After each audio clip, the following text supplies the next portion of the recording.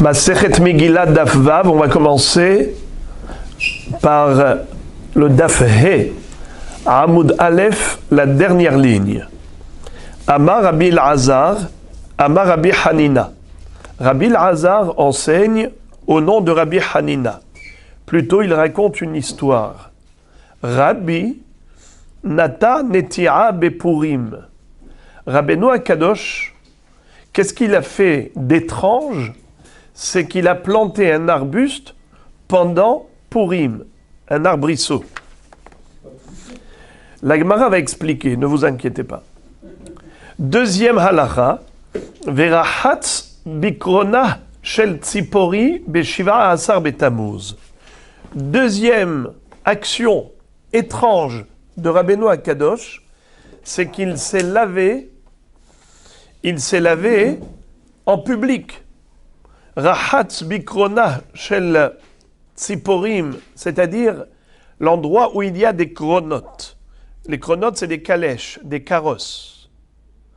Là où passent les carrosses, c'est un endroit public. Et là-bas, il y avait un bain public. Qu'est-ce qu'a fait Rabbeinu Akadosh? Carrément, il est parti le 17 Tammuz et il s'est lavé en public. Comme ça dit Rashi, Bikrona shel tzipori beyom hashuk befaresia beshaat hiluch hakeronot. Le jour de la foire, le jour du marché, où on a les chronotes qui traversent dans cet endroit, et il a été en ce jour-ci se laver, comme pour dire, voilà, je manifeste pas seulement, je voudrais publier l'autorisation de se laver en ce jour-ci. Le Tosfot, regardez le premier Tosfot de la page, L'Avdavka Bikrona est là que l'Omar Befaresia. Ça veut dire en public. Veim Tomar, Mai Iria Lirhotz, Afilu Le'echol Name Mutar, Kedetania Berosh Hashana, En Tsara ve'en Shalom, Ratsu Mit'anim, Lo Ratsu en Mit'anin. ויש לומר, דכיוון דקיבלו כבר אבותינו על עצמם, מסתמה, גם הם קיבלוהו. Qu'est-ce que ça veut dire? Dans la Gemara Rosh Hashanah, il est écrit que, d'une part, les 4 jeunes, Tzoma Revi'i ve Tzoma Hamishi, Tzoma Asiri ve Tzoma Shevi'i ve Tzoma Asiri, yé le Bet Yehuda, le Sasson ou le Simcha, ou le Moadim Tovim. C'est quoi Tzoma Revi'i? C'est le 17 Tammuz, qui est le 4e mois.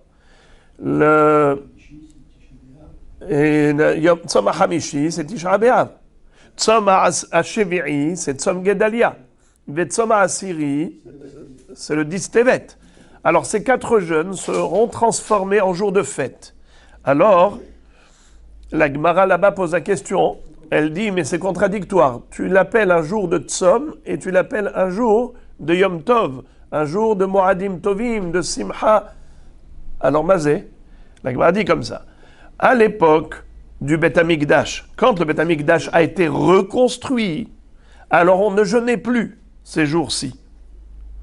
Lorsque le Beth Amikdash était détruit, entre le premier et le deuxième Beth Amikdash, on a jeûné. Donc on a jeûné pendant les 70 ans de Galout Bavel pour la destruction du premier temple. C'est 4 jeûnes. Lorsque le temple a été reconstruit par Ezra Sofer, pendant ces 420 ans, on a annulé les jeûnes. Ce n'était plus Tzom, c'était Sasson et Simcha. Quand le Beth Amikdash a été détruit à nouveau, alors ça dépend. Si on est dans un zman de shmad, on est dans un zman de tsarot, alors il faut jeûner. Si il y a ni tsarot, ni shalom, ça veut dire ni le Beth Amikdash n'est reconstruit, mais d'autre part, l'exil n'est pas douloureux, on ne souffre pas durant cet exil, on n'a pas besoin de jeûner d'après le Navi. C'est que, si Am Israël le souhaite, il jeûne. Ratsu mit'anim, lo ratsu, lo mit'anim. Alors maintenant, nous dit Tosfot que Be'emet, Am Israël a pris sur lui de jeûner. Donc aujourd'hui, c'est à titre de minhag qui a été institué par le Am Israël, qui a pris sur lui l'engagement que tant que le Beth Amikdash n'est pas reconstruit à nouveau, le troisième, eh bien on jeûnera. Alors le Hiddouche, c'est quoi? C'est que c'est interdit de manger, c'est interdit de boire, mais on a le droit de se laver, on a le droit des autres jouissances, et c'est comme ça que le Shulchan Aruch est posek. C'est pour cela que Rabbeinu Akadosh, Rahatz bikrona shel tzipori beshiva asar betamuz, c'est comme ça que Tosfot explique. Béhémet, il y a des Mefarshim qui disent que même pendant les autres jeûnes, normalement, on aurait dû s'abstenir, comme à Tisha B'Av, de toutes les jouissances. Seulement, les Hachamim n'ont pas voulu alourdir de trop le tzibour, parce qu'on ne décrète pas sur le tzibour des décrets qu'il a du mal à appliquer. C'est la raison pour laquelle on n'a pas imposé cela, mais celui qui le peut, mieux vaut s'abstenir, à part Ne'ilat Sandal, à part le port des chaussures. Ça, c'est pas la peine d'être mahmir. Mais pour les autres plaisirs, si on peut être mahmir, c'est mieux. Deuxième ligne. Ubikesh la'akor tisha be'av velo hodulo. Et il a voulu déraciner tisha be'av. Qu'est-ce que ça veut dire, il a voulu déraciner tisha be'av? Hein? Alors on verra dans la Gemara. Tout de suite, Amar lefanav, Rabbi Abba bar Zavda. Quand Rabbi El-Hazar a raconté cela, Rabbi Abba bar Zavda l'a corrigé. Il lui a dit, l'histoire, elle ne s'est pas déroulée comme tu l'as dit. Rabbi, lo kachaya ma'ase, ela tisha be'av shechal lihiyot be'shabbat hava, vedachinuhu le'achar ha-shabbat. En fait, c'était un Tisha B'Av qui est tombé Shabbat, et il a été reporté au lendemain, le dimanche. Ve'amar Rabbi ho'il ve'nidha iddahe. Rabbeinu Akadosh, qu'est-ce qu'il avait voulu faire? Il a voulu annuler totalement le jeûne lorsque Tisha B'Av tombe Shabbat. Shabbat, tu ne peux pas jeûner. Alors qu'est-ce que tu vas faire? Tu vas le reporter au lendemain? Non, ce n'est pas la peine de reporter.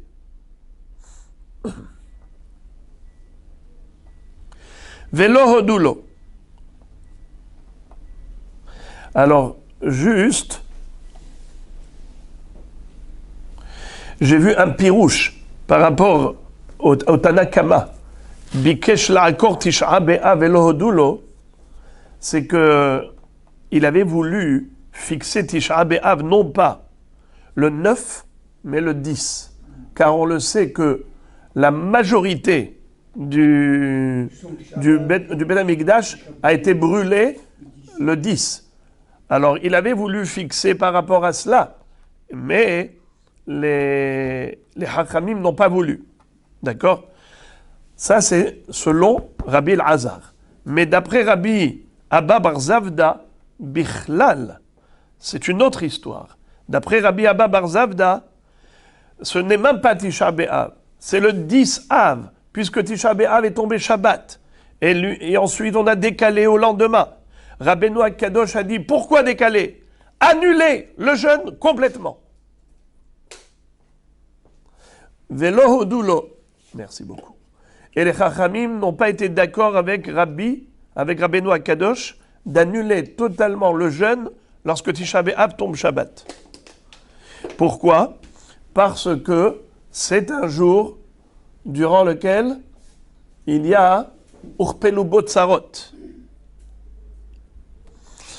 Lo hodulo hachamim de Tisha B'Av. Pourquoi? Parce que c'est un jour où il y a eu tellement de tsarot, 5 malheurs qui se sont déroulés ce jour-là. On ne peut pas prendre cela à la légère. Même si ça a été décalé, il faut jeûner. Rabbi Kare Ale, Tovim Hashenaim Mina Ehad.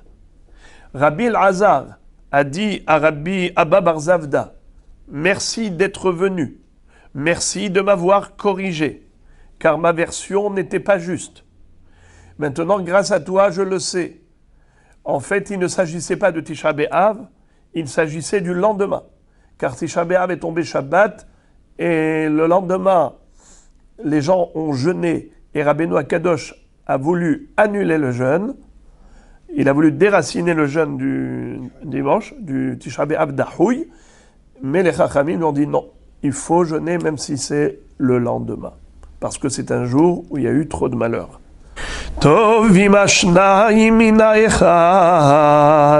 Il a dit, il vaut mieux être à deux que tout seul.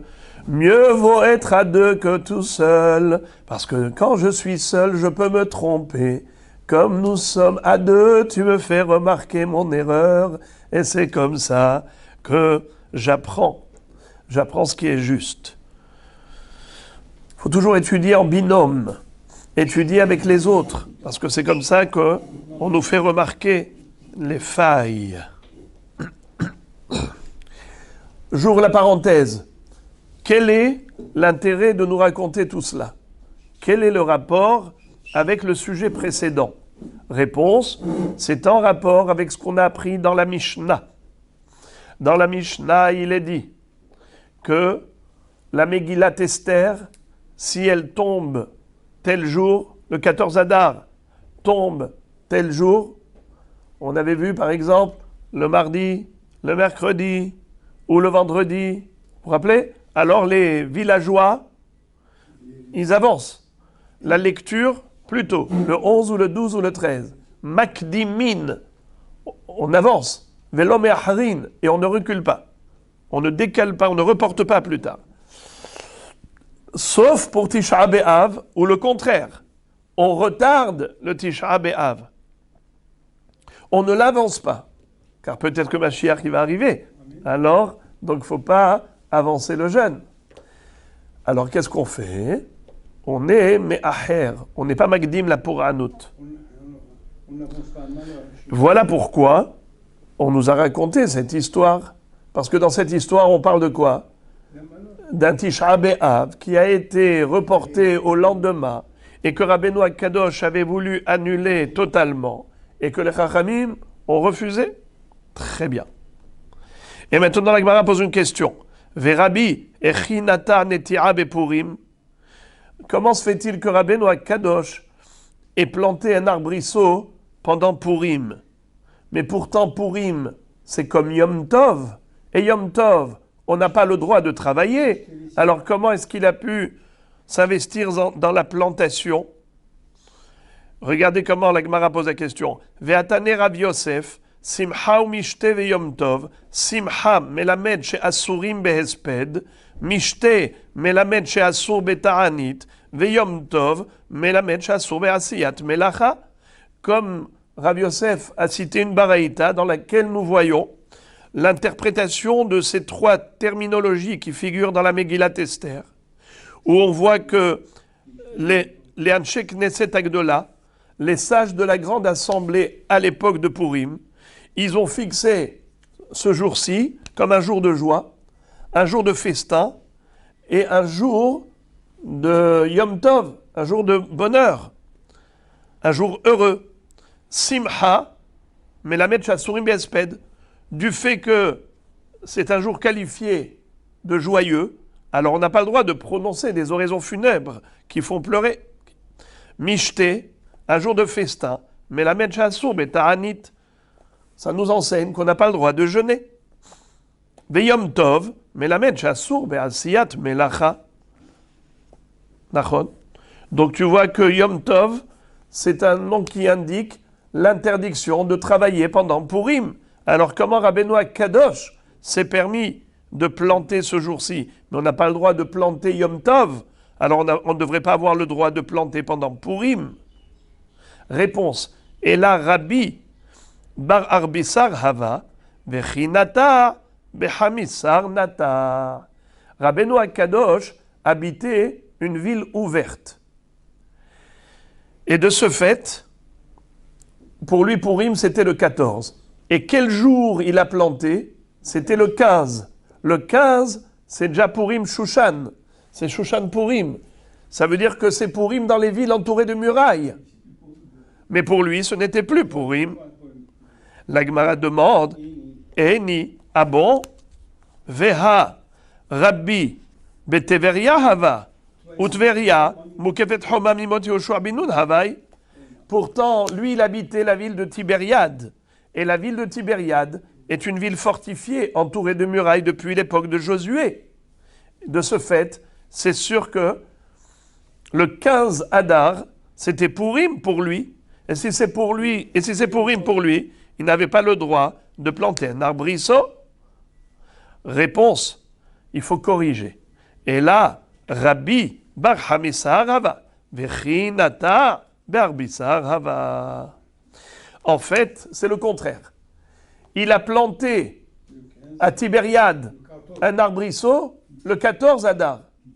Mais pour lui, ce n'était pas Pourim, car étant donné que Tibériade est une ville entourée de murailles depuis l'époque de Josué, alors de ce fait, c'est une ville dans laquelle Pourim est célébré le 15 Adar. Et puisque c'est célébré le 15 Adar, voilà pourquoi il avait le droit de planter à Tibériade le 14 Adar, car pour lui le 14, ce n'est pas Pourim. La Gemara pose la question, Veha Khizkiya Kare Betiveria Be'arbissar ou Be'hamisar Mesapkale Imukefet Homa Mimot Yehoshua bin Nun Imlo. Pourtant, il fallait célébrer 2 jours à Tibériade. Pourquoi? Nous voyons un Hacham qui s'appelait, comment il s'appelait? Hizkiya. Lui, Hizkiya, il habitait Tibériade et il célébrait 2 jours de Pourim. Il lisait la Megillah 2 fois. 14 et 15. Le 14 et le 15. Pourquoi? Mais Sapkaleh, il avait un doute. Est-ce que Tibériade était entouré de murailles à l'époque de Yehoshua bin Nun ou pas? Puisqu'il avait un doute. Alors peut-être que c'était une ville entourée de murailles, donc il faut lire le 15. Peut-être qu'il n'y avait pas de murailles, donc il faut lire le 14. Alors il lisait les 2 jours. Donc dans ce cas, Rabbeinu Akadosh n'aurait pas dû planter un arbrisseau le 14, puisque c'était peut-être une ville ouverte à l'époque de Josué. Réponse, les Hizkiya Mesapkale, les Rabbi Pshitale. En effet, Hizkiya avait un doute, mais Rabbeinu Akadosh n'avait aucun doute. Rabbeinu Akadosh était persuadé et convaincu que c'est une ville entourée de murailles à l'époque de Josué, et de ce fait, il fallait lire la Megillah uniquement le 15. C'est pour cela qu'il a planté l'arbuste le jour du 14, car le 14 n'est pas un jour de Pourim pour lui. La Gemara réfute en disant « Vechi pshitale mishare » Ah bon, c'est quoi ta réponse?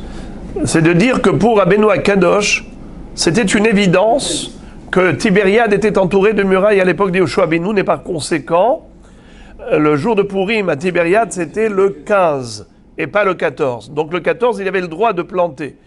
Mais pourtant, il est écrit dans Megillat Ta'anit que même si on habite une ville ouverte, où on célèbre Pourim le jour du 14, où on habite une ville fortifiée, où on célèbre Pourim le jour du 15, malgré tout, on doit respecter ces 2 jours comme 2 jours de fête.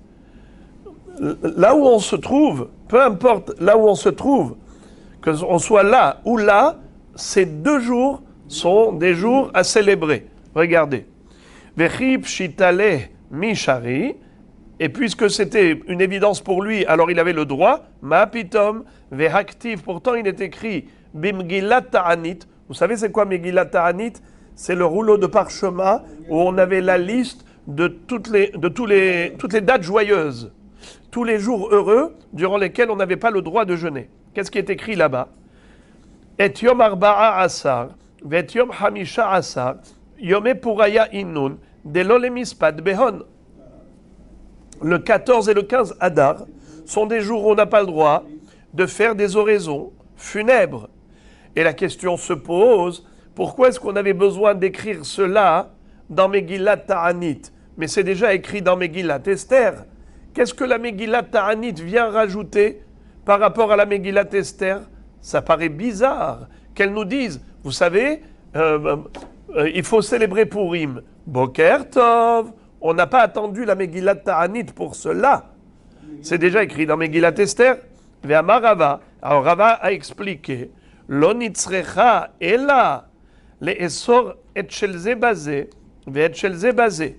C'est pour venir nous interdire ce qui est interdit en ce jour-ci est interdit pour toutes les villes, et ce qui est interdit en ce jour-ci pour certaines villes est interdit pour tout le monde. C'est-à-dire, on aurait pu croire, selon la Megillat Esther, on aurait pu se tromper et croire que la Megillat Esther nous a donné deux dates, le 14 et le 15, mais en fonction de là où on se trouve. Pour certains, ceux qui sont dans des villes ouvertes, c'est le 14, dans des villes entourées de murailles, c'est le 15, mais c'est un seul jour. C'est ça ce qu'on aurait pu croire. Qu'est-ce que la Megillat Ta'anit vient apprendre? Les Essor et Shelze basés. Les Shelze basés. On interdit aux villes ouvertes ce qui est interdit pour les autres, c'est-à-dire le 15, le 14 Adar, c'est Pourim pour les villes ouvertes, et bien même les villes fortifiées n'ont pas le droit de travailler ce jour-là.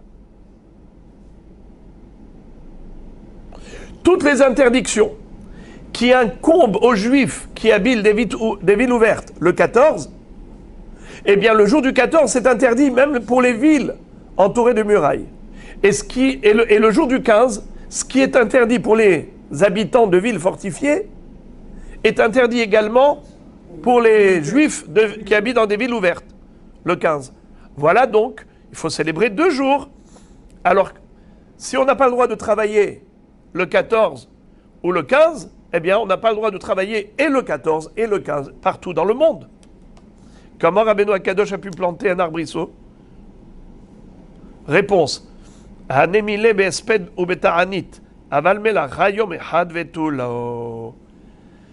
y a une différence entre l'interdiction de travailler et l'interdiction d'oraison funèbre. Quand on a dit que les 2 jours sont frappés d'interdiction à l'échelle universelle, c'est uniquement par rapport au Esped. Mais en ce qui concerne l'interdiction de travailler, il n'y a qu'un seul jour férié. Ou le 14 ou le 15 en fonction de là où on habite. La Gemara dit Eini abo veha rav hazie leaou gavra devakasha de kitna bepuraya velatie velot samar kitne. Pourtant, on raconte que Rav avait aperçu un homme en train de planter du lin, du kitna, et comme il a fait cette avéra de planter le jour de Purim, le jour, on verra tout de suite de quel jour il s'agissait, on a cru que ce n'était pas le jour précis, c'était un des 2 jours, mais ce n'était pas Purim pour lui. Et malgré tout, Rav a maudit sa production, il a maudit ce lin, et le lin n'a pas poussé. Le lin n'a pas poussé. Pourquoi? Parce qu'il avait transgressé cette interdiction. Tu vois donc qu'il est interdit pendant les 2 jours de planter. Réponse, Atam Bar Yoma Hava. Là-bas, on parle de Bar Yoma. Ça veut dire quoi Bar Yoma? C'était le jour de Purim. Rabba Berede Rava Amar Afilu tema biyome esped veta'anit kabilu alayhu melacha lo kabilu alayhu. Behemet, la Gemara dit qu'en réalité, même s'il s'agissait du jour de Purim même, ce bonhomme avait le droit de planter du lin et Rabbeinu Akadosh avait le droit de planter son arbrisseau, même le jour de Purim, pas seulement l'autre jour. Ça veut dire que d'après Rabba, le fils de Rava, il n'y a pas d'interdiction bichlal de travailler pendant Purim. Pourquoi? Car on a 2 psukim dans la Megillat Esther. Dans l'un figure le mot Yom Tov et pas dans l'autre. Des Merikara active Simcha ou Mishte ve Yom Tov. Au début, on retrouve un passouk où il y a écrit que ces jours-ci sont des jours de joie, de festin et de Yom Tov. Quand on dit Yom Tov, c'est comme Yom Tov, on n'a pas le droit de travailler, c'est un jour férié. Ou le basov ktiv, la asototam yeme mishte ve simcha. Mais après, il est écrit que ces jours ont été institués comme des jours de festin et des jours de joie. Et on ne voit pas que le terme Yom Tov a été répété. Sous-entendu, ve ilu Yom Tov, l'octiv, ça veut dire que le mot Yom Tov n'a pas... ça veut dire que ce jour-là n'est pas un jour de Yom Tov. Qu'est-ce que ça veut dire? En fait, c'est qu'au début, les Hachamim de cette époque avaient voulu fériériser ces 2 jours. Ils avaient voulu interdire le travail pendant ces 2 jours de Purim. Mais les Béné Israël ont dit non, on ne veut pas. On ne veut pas. Et où est-ce que ça transparaît? Au travers de la différence des psukim. Tu vois qu'au début, on avait voulu, les Hachamim avaient voulu en faire Simcha ou Mishte Yom Tov. Mais après, les Béné Israël n'ont accepté que Mishte et Simcha, mais pas Yom Tov. Alors la question revient. Ve'ela Rav Maitar Malati la Gavra. Alors dans ce cas-là, pourquoi est-ce que Rav a maudit cet homme s'il n'a commis aucune infraction? Puisque même Rabbeinu Akadosh a planté ce jour-là, parce que Purim, on a le droit de travailler pendant Purim. Ce n'est pas un jour de Yom Tov. Alors le pauvre monsieur qui avait planté du lin, pourquoi Rav a maudit sa production? Réponse, Dvarim amutarim v'acherim nahagu bahem isur hava. Parce que il y avait un minhag. C'est-à-dire que, en effet, halachiquement parlant, la Megillat Esther ne nous interdit pas de travailler pendant Purim. Mais il y a des endroits, il y a des villes dans lesquelles ils ont décidé qu'à Purim, on ne travaille pas. Et dans une ville pareille, où le minhag a été pris sur soi, on s'est engagé à respecter un minhag, on n'a pas le droit de contrevenir à ce minhag. Un homme n'a pas le droit d'être différent des habitants de sa ville. Si tout le monde s'est interdit, lui, il n'avait pas à se le permettre. C'est pour cela qu'il a maudit. Ou Béatre des Rabbi, l'Onahoug. Mais dans la ville de Rabbeinu Akadosh, il n'y avait pas ce minhag de s'interdire de travailler pendant Purim. C'est pour ça que lui, il a planté. Veiba itema le'olam nahoug. Verabi netira shel simcha nata. Ou bien on peut donner une deuxième réponse. Bien que dans la ville de Rabbeinu Akadosh, il se peut qu'ils avaient le minhag de ne pas travailler. Alors comment ça se fait que Rabbeinu Akadosh ait planté un arbuste? Non, ici on parle d'un arbre spécial qui s'appelle l'arbre de la joie. Netira shel simcha nata. Keditnan. C'est quoi par exemple? C'est quoi Netira shel simcha? C'est par exemple, on va voir tout de suite, la Gemara va nous expliquer. Keditnan, Avru elu velo na'anu mema'atin b'matsa u'matan b'binyan u'b'neti'a b'irusin u'b'nisuin. Vetana ala binyan shel simcha neti'a shel simcha. Ezo binyan shel simcha ze abone betratnut libno. Ezoi neti'a shel simcha ze anotea abur neke shel melachim. Qu'est-ce que ça veut dire? Vous vous rappelez, quand on a étudié Maseret Ta'anit, on avait vu que si jamais la sécheresse sévissait encore, que la pluie n'était pas tombée après plusieurs séries de jeûnes, eh bien il fallait décréter 7 jours de jeûne. Ces 7 jours de jeûne étaient encore plus sévères que les précédents. Entre autres, c'est que pendant toute cette période, Bichlal, à part les 7 jours de jeûne, pendant toute cette période, jusqu'à ce que la pluie tombe, il fallait s'abstenir de toutes sortes de jouissances et réjouissances. Entre autres, même, on n'avait même pas le droit de faire beaucoup de business. Il fallait faire le minimum pour vivre. Binyan ou bentira, on n'avait pas le droit de construire et de planter. Beirusin ou benisuin, fiançailles et mariage. Vetana ala, et la Braïta expliquait la Mishnah en disant de quelle construction fallait-il s'abstenir? Pas n'importe laquelle. Pas une construction nécessaire. Uniquement binyan shel simha, un binyan de luxe, de joie. Netira shel simha. Ezeu binyan shel simha. Et c'est quoi ce fameux binyan qui donne de la joie? Ze abone bethatnut libno. C'est quelqu'un qui construit pour son fils qui doit se marier. Il construit la maison où il va placer la choupa. Alors, placer la choupa dans ce binyan, ça c'est une joie. Et on n'a pas le droit pendant une période triste. Et qu'est-ce qu'on appelle Netira shel Simha? Une plantation de joie, joyeuse. Zéanoté Abourneke Shel Melachim. C'est celui qui plante le Abournake des rois. Vous savez qu'est-ce que c'est que Abournake Shel Melachim?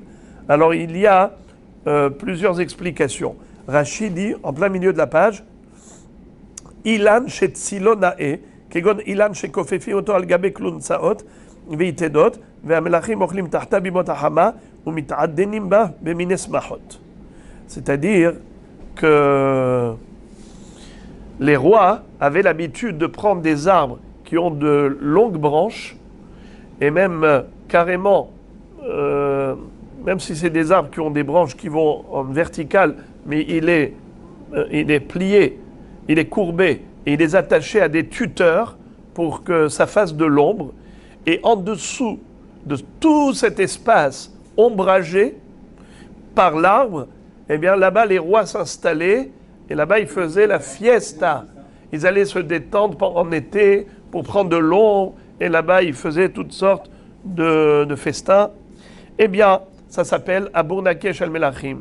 Certains expliquent qu'il s'agit des arbres qu'on plantait au moment de la naissance du prince héritier qui allait succéder à son père sur le trône, et on faisait avec cet arbre, avec le tronc d'arbre, on allait fabriquer le trône. Le trône, plus tard. Abourneke Shel Melachim. Ça, c'est interdit de faire pendant un moment de tristesse. Mais évidemment que c'est permis pendant une période de joie. Rabbeinu Kadosh, qu'est-ce qu'il a planté? Un arbuste qui était Abourneke Shel Melachim. Cet arbre qui procure de la joie, puisque ça permettait en été, pour les gens, pour les notables, les gouverneurs, les rois, les ducs, ils allaient faire la fête en dessous. Donc c'est une plantation joyeuse. Goufa. La Gemara maintenant va se focaliser sur un sujet que nous avions vu précédemment. Hizkiya kare beteveria be'arbisar ou be'hamisar misab kale imukefet homa mimot Yoshua bin Nun hi imlo. Hizkiya, il lisait la Megillat Esther pendant les 2 jours, et le 14 et le 15. Pourquoi?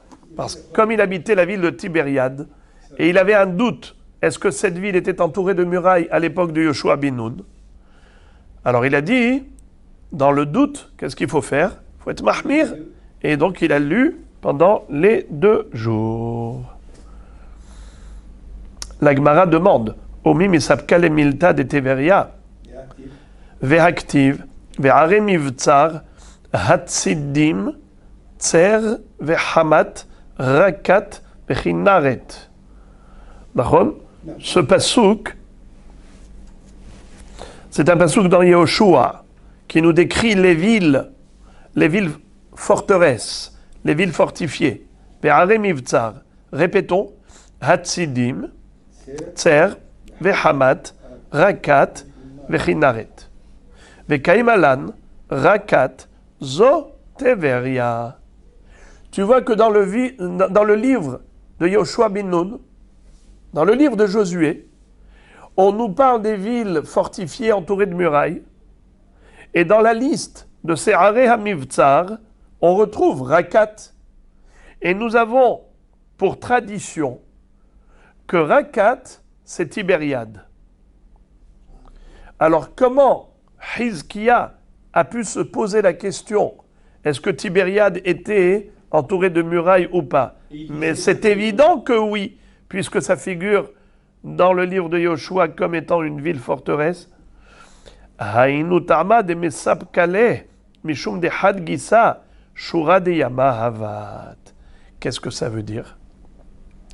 Il dit parce que d'un côté de Tibériade, il y a le Yam Kinneret. D'un côté de Tibériade, il n'y a pas de muraille. Il y a la mer, n'est-ce pas? Le Kinneret. Et puisque le Yam Kinneret lui sert de muraille en quelque sorte, mais ce n'est pas une vraie muraille, c'est pour cela qu'il avait un doute. Est-ce que c'est considéré comme une ville entourée de murailles, oui ou non? La Gemara pose la question, elle dit, Iachi, si c'est cela la raison, dans ce cas-là, Amai Mesapkale, Pourquoi est-ce qu'il se pose la question? Vadaï lav homahi. C'est sûr que ce n'est pas une ville entourée de murailles, puisque le Yam Kinneret, puisque du quatrième côté, on a juste une mer, on n'a pas une muraille, on a la mer, eh bien ça ne devrait pas être considéré comme une ville entourée de murailles. Preuve, des Tanya, on a une baraïta à propos de Bate Arehoma. Vous vous souvenez? Hier, on a expliqué cette notion. On avait dit que une maison qui a été vendue dans une ville entourée de murailles, elle ne revient pas à son vendeur au Yovel. Même pendant la 50e année où généralement on doit restituer les biens immobiliers à leur ex-propriétaire, ce n'est pas le cas pour une maison qui a été vendue dans une ville entourée de murailles. Et à ce propos, il est écrit Detania, Asher lo homa, velo shur igar, Saviv, Prat le Teveria, chez Enyama homata. Pardon, chez Yama homata. Chez Yama homata. C'est-à-dire, clairement dans la Braïta, il est écrit que la ville de Tibériade n'est pas considérée comme une ville entourée de murailles. C'est la raison pour laquelle il est écrit Abayit Asher lo homa, velo shur igar. Vous savez qu'est-ce que c'est que shur igar? Le mot shur, ça veut dire homa. Igar, ça vient du mot igra, un toit. Shur igar, un toit qui constitue la muraille. C'est quoi cette histoire? Alors en fait, vous pouvez avoir des maisons qui constituent la ville, et tout autour, il y a une muraille. Mais vous pouvez avoir une muraille naturelle. Comment ça? C'est que toutes les maisons elles-mêmes, elles sont côte à côte. Il n'y a pas d'espace pour passer entre elles. Il n'y a pas de passage. Ce qui fait qu'il n'y a que des portails de la ville, mais tu ne peux pas pénétrer la ville par un autre endroit que par les portails. Pourquoi? Parce que toutes les maisons, elles sont collées. Et comme elles sont collées, elles forment elles-mêmes la muraille de la ville. On aurait pu considérer que c'est une ville entourée de murailles. Eh bien, on te dit non. Concernant la halakha de la maison vendue dans une ville entourée de murailles depuis Yoshua bin Nun, il faut qu'il y ait des maisons et des murailles autour. Comme c'est décrit, Vekam Abayit Asher Ba'ir Asher Lo Homa. Il faut une ville et une muraille. Mais pas que la ville elle-même, c'est la muraille. Que les toits, Shur Igar, Shur, c'est-à-dire une muraille, fait des toits de maison. C'est-à-dire qu'on a collé tous les toits, on a collé toutes les maisons et on en a fait la muraille. C'est pas bon. C'est pas considéré comme étant une ville fermée, c'est une ville ouverte. Saviv, Asher Lo Homa, Saviv. Qu'est-ce qu'on apprend du mot Saviv, qui veut dire autour? Prat le Teveria, chez Yama Homata. C'est-à-dire que à Tibériade, certes, on avait 3 murailles, mais le 4e côté était ouvert. Pourquoi il était ouvert? Parce qu'ils avaient la sécurité de la mer. On ne pouvait pas arriver vers Tibériade tranquillement. On était tout de suite aperçus parce qu'on voyait les bateaux arriver. Et de ce fait, c'était ouvert. Alors on te dit, puisque c'est ouvert, ce n'est pas Saviv. Il n'y a pas de muraille tout autour. Et puisqu'il n'y a pas de muraille tout autour, la maison vendue à Tibériade, c'est pas Ir Homa, donc il faut la restituer à son propriétaire au Yovel. Alors c'est une question, comment est-ce que on considère, pourquoi est-ce que Hizkiya s'est posé la question, est-ce que Tibériade est considérée comme une ville fortifiée ou pas? Mais c'est évident que non, puisque nous voyons qu'une maison vendue à Tibériade, elle est restituée pendant le Yovel comme une ville ouverte, et pas comme une ville entourée de murailles, puisque d'un côté, c'est ouvert complètement, il n'y a que la mer. Réponse. Hizkiya établit un distinguo entre le sujet de la Megillat Esther et le sujet de... non, le sujet de Megillat Esther et le sujet de Bate Arehoma. לעניין בתי ערי חומה לא מספקלה. כי מספקלה לעניין מקרא מגילה, à propos du din de la Megillat Esther, pardon, à propos du din de Bate Are Homa, pour Hizkia, c'est évident que ce n'est pas considéré comme une ville entourée de murailles, puisque le quatrième côté, c'est le Kinneret, donc Tibériade n'est pas entouré de savives, de murailles de tous les côtés. Donc c'est sûr qu'il faut rendre la maison. C'est pas comme Bate Are Homa. Par contre, au niveau de la Megillat Esther, là, il avait un doute. Pourquoi? Maï perazim, ou maï mokafin, dirtive gabe mikra megillah. Quel est le sens du mot perazim, qui veut dire ville ouverte, et mokafin, une ville entourée de murailles, à propos de mikra megillah? A priori, c'est quoi la différence entre entouré de murailles ou pas? Mishum dehane miglou, vehane lo miglou. Les perazim, c'est une ville ouverte qui est dévoilée, galouille, et la ville entourée de murailles, elle n'est pas galouille. Vehanami migalia, alors dans ce cas-là, Tibériade, c'est aussi découvert du quatrième côté, puisque tu peux être dans la mer de Kinneret et tu vois Tibériade, c'est galouille. Odilma, ou bien on peut dire que la spécificité de la muraille, c'est quoi? C'est qu'elle protège. Odilma mishum dehane miganu, vehane lo miganu. La différence entre Are Perazim et Are Mukafim, c'est que les Perazim sont des villes ouvertes qui sont exposées au danger. S'il y a un régiment de soldats qui vient attaquer, ils trouvent l'espace ouvert. Tandis que une ville fortifiée, c'est une ville entourée de murailles où les soldats ne peuvent pas attaquer comme ça, ils ne peuvent pas pénétrer la ville puisqu'il y a une muraille. Alors dans ce cas-là, même Tibériade est protégée. Vehaname Migania, puisque on ne peut pas rentrer dans la ville de Tibériade puisqu'il y a le Kinneret. Les soldats, ils ne peuvent pas arriver comme ça. Mishumachim et Sabkale. C'est la raison pour laquelle Hizkia se demandait, c'est quand qu'on célèbre Purim à Tibériade, le 14 ou le 15. Pourquoi il se pose la question? À savoir, est-ce que la mer du Kinneret constitue une muraille ou pas? Dans le Shulchan Aruch, il est écrit dans Ilchot Megillah, Krach sheu safek imukaf bimi Yoshua imlav korin beyudalet ou betetvav ou belelehon velo yevarech ki im beyudalet sheuzman kriya lerov haolam.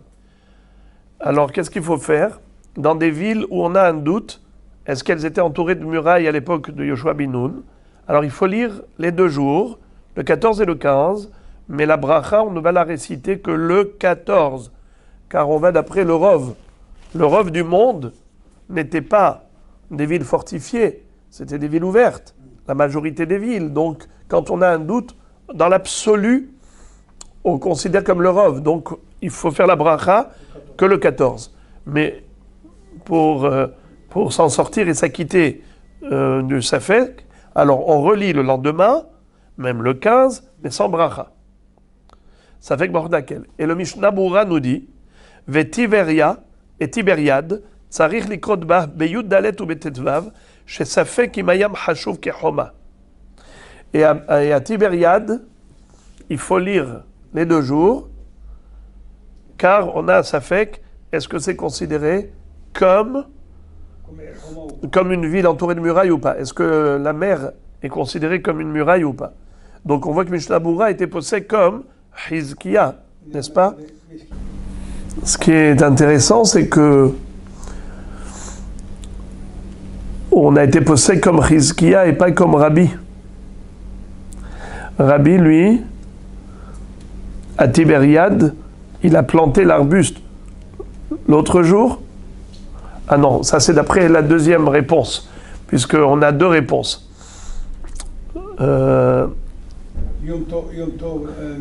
C'est ça, puisqu'on a une selon une, comment on appelle ça, une opinion, Béhémet, même le jour de Purim, il avait le droit, puisqu'il n'y avait pas le minhag là-bas, de s'interdire. Donc on n'a pas de preuve que Rabbeinu Kadosh, il a considéré Tibériade comme une ville entourée de murailles avec certitude. On peut dire que même Rabbi serait d'accord avec Hizkia, selon cette deuxième réponse. Encore à propos d'une ville fortifiée. Rav Assi kare Megillah behutzal be'arbisar ou behamisar mesab kale imukefet homa mimot Yoshua bin Nun imlo. Dans la ville de Hutzal, qui était en Babylonie, Rav Assi a lu là-bas la Megillah, le 14 et le 15. Pourquoi? Parce qu'il avait un doute. Est-ce que cette ville était entourée de murailles à l'époque de Yoshua bin Nun? Et Kade Amré, selon une deuxième version, Amar Rav Assi, Hay Hutzal de Bet Binyamin, Mukefet Homa Mimot Yoshua'i. Il n'a pas parlé de Hutzal qui était en Babylonie, il a parlé de la ville de Hutzal qui était en Israël, dans la Nachala de Binyamin, qui faisait partie du territoire de Binyamin. Et alors lui, il a dit, Rabotai, lisez que le 15, car c'est certain que c'est une ville entourée de murailles depuis Yoshua bin Nun. Maintenant, la Gemara va parler de certaines villes, dont Tibériade, n'est-ce pas? On avait dit que on a cité un passouk précédemment, vous vous rappelez, le passouk de Yoshua bin Nun, qui dressait une liste des villes fortifiées. Ve'arei miftzar, Hatzidim, Tser, Ve'hamat, Rakat, Ve'kinaret. La Gemara va nous expliquer, plutôt Rabbi Yohanan va nous dire qu'en fait, Hamat et Rakat, ça fait allusion à des villes qu'on connaît, mais sous un autre nom. Et il va nous dire que l'appellation du passouk n'est qu'un surnom, et il va nous donner la raison de ces surnoms. Hamat, Zoteberia. En fait, Hamat du passouk, c'est le surnom de la ville que nous appelons, nous, Tibériade. Mais la manikra shema Hamat. Pourquoi le passouk l'a surnommé Hamat? Al-Shum Hamet Tiberia. Parce que là-bas, il y a des sources qui sont naturellement chaudes, et de ce fait, on a donné à la ville de Tibériade le nom de ces sources, Hamat. Rakat, Zot Tzipori. Rakat fait allusion à la ville de Tzipori. Velaman ikra shema Rakat. Alors pourquoi on l'a surnommé dans le passouk Rakat? Mishum demidalia kerakta de Nahara. Car la ville de Tzipori se trouve sur la colline, suspendue sur la montagne en quelque sorte. Et de ce fait, puisque la ville de Tzipori elle est surélevée, ça ressemble au Rakta du Nahar. Rakat, c'est Rakta, le bord d'un fleuve. Et on sait que le bord du fleuve est toujours surélevé par rapport au fleuve lui-même qui est plus bas. Kinnaret, pourquoi la ville de Kinneret? C'est quelle ville d'abord? Kinneret Zoginosar. Alors Kinneret, c'est la ville de Ginosar. Mais la manikra shema Kinneret, Demetike Perak et Kala de Kinnare. Pourquoi est-ce que la région de Ginosar, on l'a appelée Kinneret? C'est parce que les fruits qui poussent là-bas sont tellement doux, exquis et succulents que quand tu manges ces fruits, tu as l'impression d'être bercé par la mélodie d'un violon. C'est la raison pour laquelle ça s'appelle Kinneret, qui vient du mot Kinnor. Alors les amis, vous vous rappelez quand on a été une fois en Tioul, sur le bateau, dans le Kinneret, et on avait vu l'endroit qui s'appelle Ginosar. Et pourquoi ça s'appelle Ginosar? On avait raconté l'histoire de ces fruits merveilleux que les Chachamim avaient mangés. Ils avaient mangé énormément. Ils avaient dit, on n'a même pas goûté tellement c'est bon. Eh bien, c'est Ginosar, c'est la contraction de deux mots. Gané, Sarim, les jardins des gouverneurs. Car les notables achetaient là-bas des domaines, des jardins, parce que les fruits étaient tellement bons qu'ils allaient s'installer là-bas et ils achetaient des grands domaines fruitiers. Amarava, entre parenthèses, la Gemara pose la question dans ma Masechet Psahim. Elle dit pourquoi il n'y avait pas de Perot Ginosar qui poussait autour de Jérusalem, pour pas que les pèlerins ne disent que si on allait à Yerushalayim, ne serait-ce que pour manger ces bons fruits, ça valait la peine. Donc au lieu de faire Aliyah la Regel, les Shem Shamaim, ils y allaient peut-être juste pour se faire plaisir. C'est pour cela que Kadosh Baruch Hu n'a pas fait pousser ces bons fruits là-bas, que du côté du Kinneret. C'est là-bas qu'on a les Perot Ginosar, pour que la Aliyah la Regel, soit l'Ishma. La Gemara maintenant pose une question et elle dit comment Rabbi Yochanan a pu dire que Rakat, c'est la ville de Tiberia, pourtant, Amarava, mi kaleman de Amar, Rakat, lav Tiberiaï. Et maintenant, la Gemara va poser une question, elle va plutôt adresser une objection à Rabbi Yochanan. Comment Rabbi Yochanan a pu dire que Rakat, c'est Tzipori, pourtant, nous voyons que Rakat, c'est Tibériade. Rabbi Yochanan a dit que Hamat, c'est Tibériade. Rakat, c'est Tzipori. Rava va démontrer que Rakat, ce n'est pas Tzipori, c'est plutôt Tibériade. Répétons la question. Amar Rava, mi kaleman de Amar Rakat lav Tiberiahi. Est-ce qu'il y a quelqu'un qui s'oppose à cette opinion, à ce que je vais dire, que Rakat, ce n'est pas Tiberia? C'est sûr que Rakat, c'est Tibériade. Veha, kishachiv inish acha. Pourtant, quand il y avait un grand homme qui mourait, qui décédait en Babylonie, hatam savdele hachi. Là-bas à Tibériade, on lui faisait une oraison funèbre en disant Gadol hu besheshach, veshemlo berakat.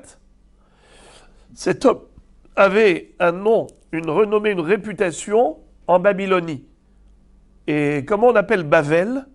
Sheshach. Regardez les amis, comment on écrit Bavel? Bet, Lamed. Comment on écrit Sheshach? Shin, Chaf. Comment Sheshach fait allusion à Bavel? Écoutez les amis, vous savez que dans le Sefer Yetzira, on nous enseigne que les lettres de l'alphabet hébraïque sont des lettres qui ont plusieurs permutations possibles. Prenons un exemple, le Atbash. Vous savez qu'est-ce que c'est que Atbash? At, Bash, Gar, Dak. On prend la première lettre de l'alphabet et la dernière.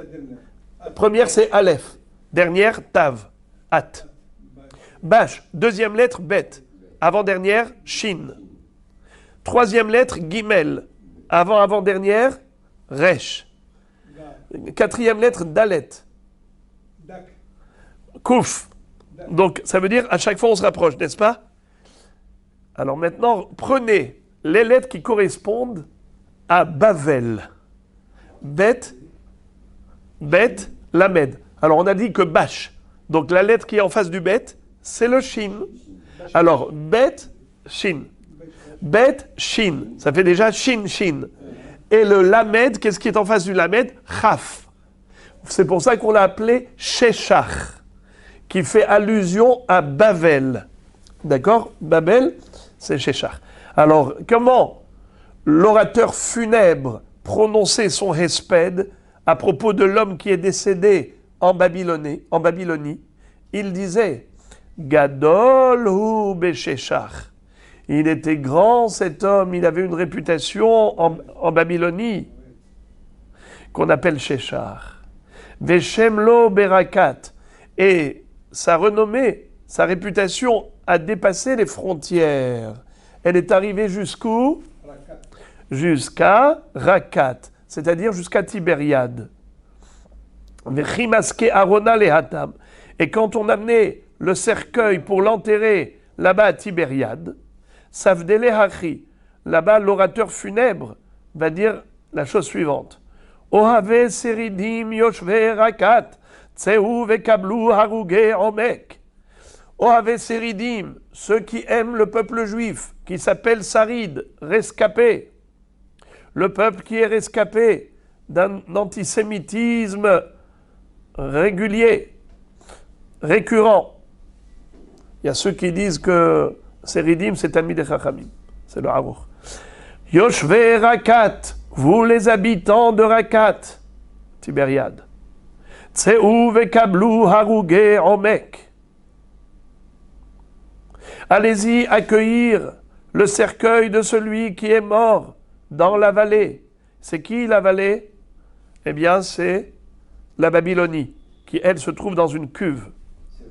Donc, tu vois que Rakat, c'est Tibériade, et pas Tzipori, comme l'a affirmé Rabbi Yochanan. Question. Encore une autre question, une autre démonstration, pour démontrer que Rakat c'est Tibériade et non pas Tzipori. Qui nafshe de Rabbi Zera, lorsque Rabbi Zera est décédé dans la ville de Tibériade, après qu'il ait quitté la Babylonie, il avait fait sa aliyah, Patah alehahu safdana, l'orateur funèbre s'est mis à prononcer un hesped en disant Eretz Shinar hara veyalada, Eretz Sevi gidela sha'ashu'eha, Oinala amra rakat ki avda keli hemdata. Eretz Shinar, le pays de Shinar, c'est qui? C'est la Babylonie. Savez-vous pourquoi Bavel s'appelle Shinar? Shenin Harou Lesham Mete Maboul. Étant donné que la Babylonie c'est dans une cuve, au moment du déluge, tous les cadavres ont été emportés et transportés vers cet endroit qui était le plus bas des niveaux de la planète. Donc ça s'appelle Shinar. Hara Veyalada. À propos de Rabbi Zera, qui est né en Babylonie. Alors la Babylonie a conçu de ce tzaddik et lui a donné naissance. Mais quand il a fait sa aliyah, Eretz Sevi, Eretz Israël s'appelle Eretz Sevi. Eretz Sevi, pourquoi s'appelle Eretz Sevi? Parce que la terre d'Israël, elle s'étend comme la peau de la gazelle, du cerf qui s'étend. Et aussi, c'est la terre convoitée, aimée de tous. Eretz Sevi. Guidela sha'ashu'eha. A élevé son joyau. C'est-à-dire qu'Eretz Israël a fait grandir Rabbi Zera, a élevé le joyau de la Babylonie. Oinala amra rakat, ki avda keli hamdata. Malheur à elle, s'est dit Tibériade, car elle a perdu son joyau avec la mort de Rabbi Zera. Donc tu vois que Rakat, c'est Tibériade. Comment tu dis que c'est Tzipori? Et la Marava, Hamat Zohame Gerar, Rakat Zotiveria. Alors, Rava va dire que non.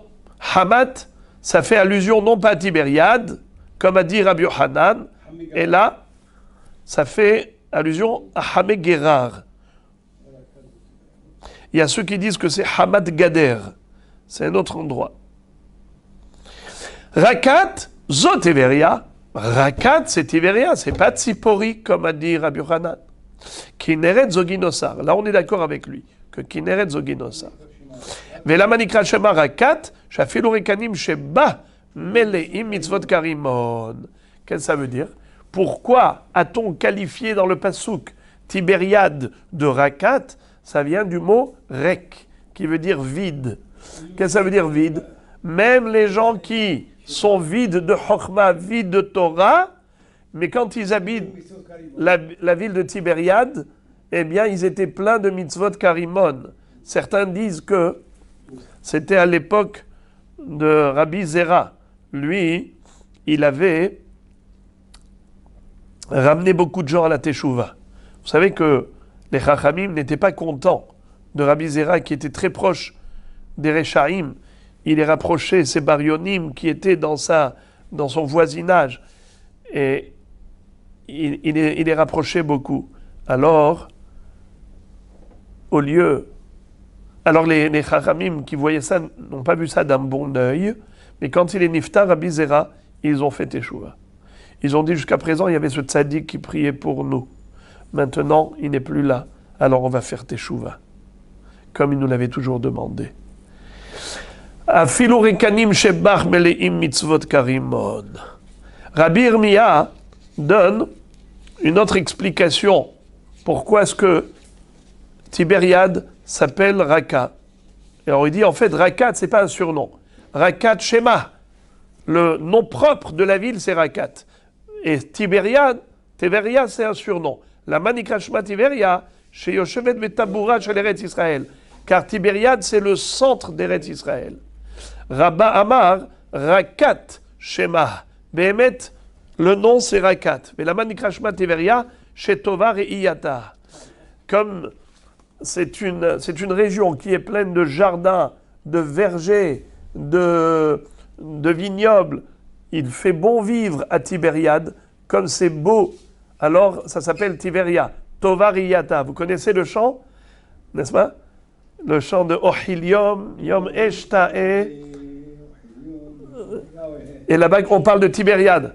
Aïnita mid Sofia. Matai Aberana Ver'e. Admat Kodesh Tevaria. Et là-bas, on dit Ne'ima Yeshivata Gam Tovar Iyata. Et d'où il a pris ça, Rabbi David Hassin, qui a composé ce psaume, cette louange, ce cantique. Il a pris de la Gemara d'ici, où il y a écrit que Tiberia s'appelle ainsi parce que Tova Re'iyata. Elle est belle à voir, cette ville. Exactement. Et que la Homa, c'est Kinneret. Très bien. La Gemara pose la question, elle dit Vekatrun Tzipori, excusez-moi. Amar Ze'ira, Katrun Zot Tzipori. Kitron, en fait, c'est la ville de Tzipori. Mais la manikra Shema Tzipori, Sheyoshevet Berosh Ahar Ketzipor. Kitron, ça fait, en fait, c'est un surnom de la ville de Tzipori.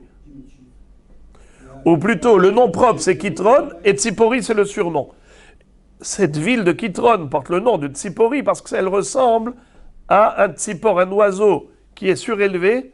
La même chose, Tzipori est sur la montagne comme un oiseau qui est surélevé. La Gemara demande Kitron Tzipori. Ah bon?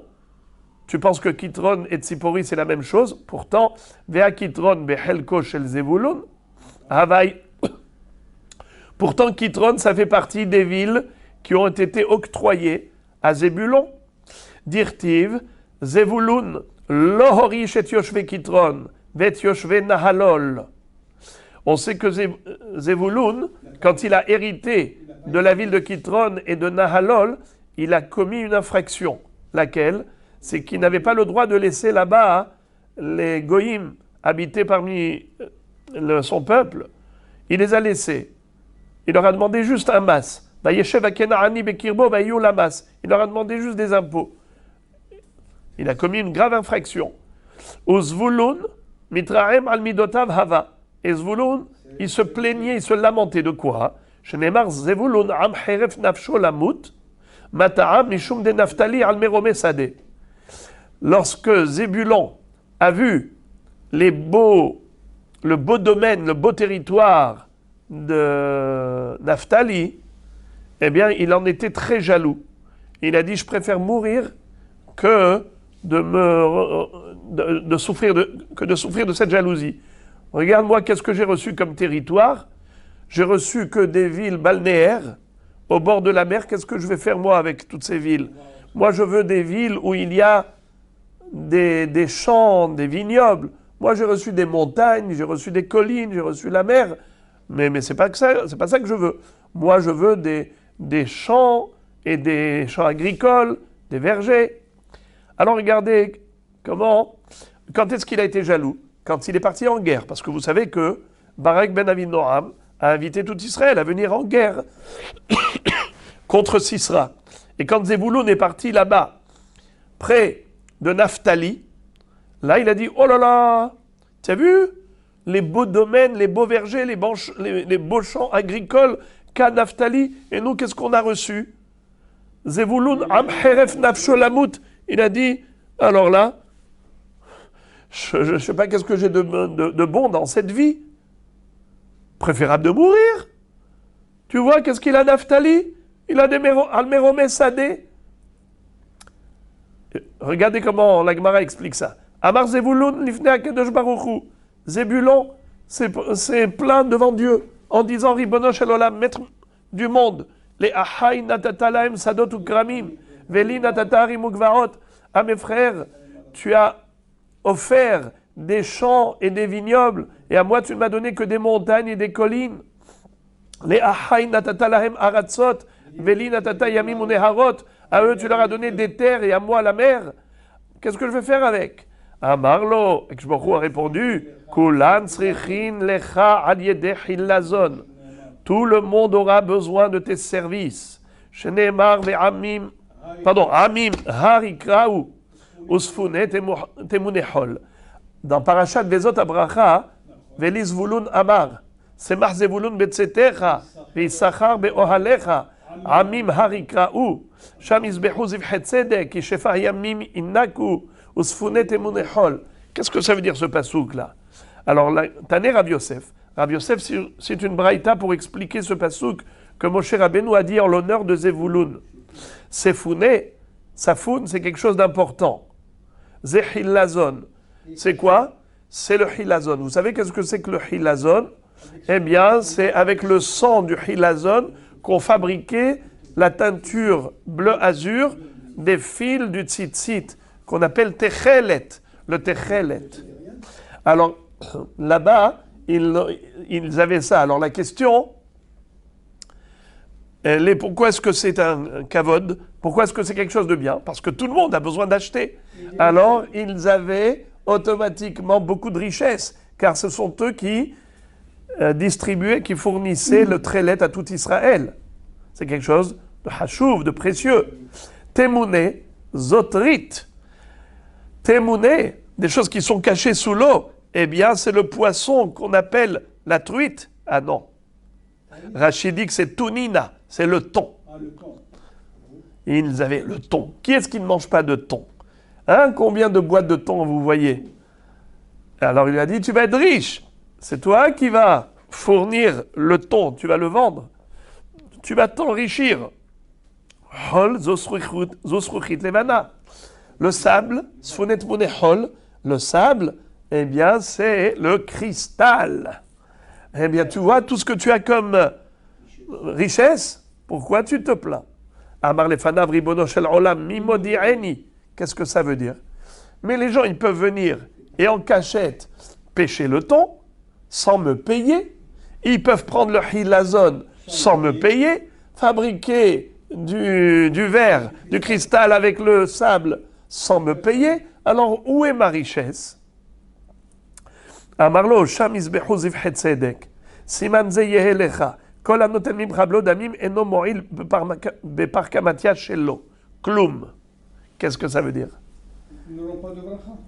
Il lui a dit, sache que ce sera comme le korban. Vous savez qu'un korban, il doit être zivchet tzedek, quelqu'un qui a volé de l'argent, ou quelqu'un qui a volé une bête. Pour faire korban, son korban n'est pas agréé par Dieu. Ça ne sert à rien. Il n'a rien fait. Pourquoi? C'est une mitzvah, Baba Avera. Il a fait une mitzvah avec une Avera, donc ça ne va pas atteindre son objectif. La même chose, il lui a dit, de même que quelqu'un qui n'a pas offert un zivchet tzedek, ça servira à rien. De même, quelqu'un qui va prendre le hilazon, ou la truite, ou le verre, le cristal, de chez toi sans ta permission, sans te payer, eh bien, il ne va pas réussir. Il va mettre la teinture et ça ne va pas saisir le tzitzit. Il va prendre le thon, il va être pourri, de mauvaise qualité. Il n'y a que ta damchout qui va être bonne. Et il n'y aura pas de bracha. Il va prendre le cristal, il va comment on appelle ça, s'effriter. Alors c'est un cristal qui ne va pas tenir. T'inquiète pas, tout le monde sera obligé de te payer pour avoir la bracha. Alors la Gemara demande, mais c'est le cas d'Atar Kitron Zut Sipori, Amay Mitraem Al Midotav, Vehaviat Sipori Milta de Adifatuva. Si tu me dis que Kitron égale Tsipori, eh bien Tsipori, c'est un endroit qui était très prisé.